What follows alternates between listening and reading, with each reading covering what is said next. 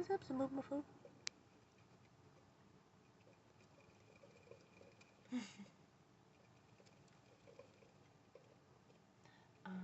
Random PSA.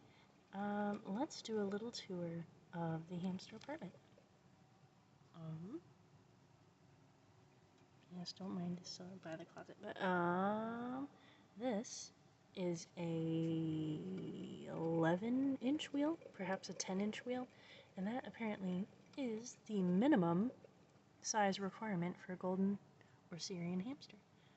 This is due to the curvature of their spines when they're running.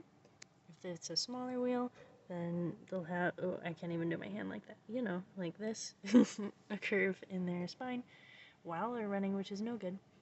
And the little saucer wheels, those make an S curve in their spine. And sorry, my hands are gonna look really random if you're not listening to the audio. But this is also a very nice silent wheel. It's only making sound right now because it's hitting other things, like probably the bars or the paper towels. But overall, it's a super silent wheel. It's pretty amazing. Like, it's got like a gyroscopic stabilizer on it.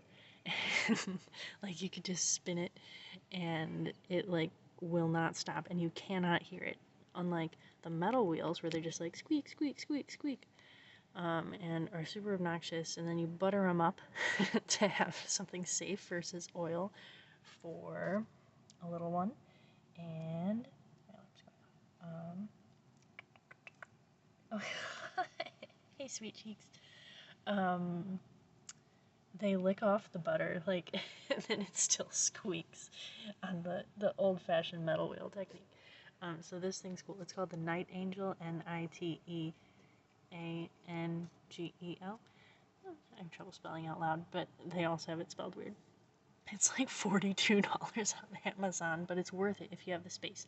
And this is technically not allowed as a spacing requirement. They're supposed to have several feet of flat space. Like, they don't care if it's linear, they want flat, or it's like 200 cubic inches. I don't know.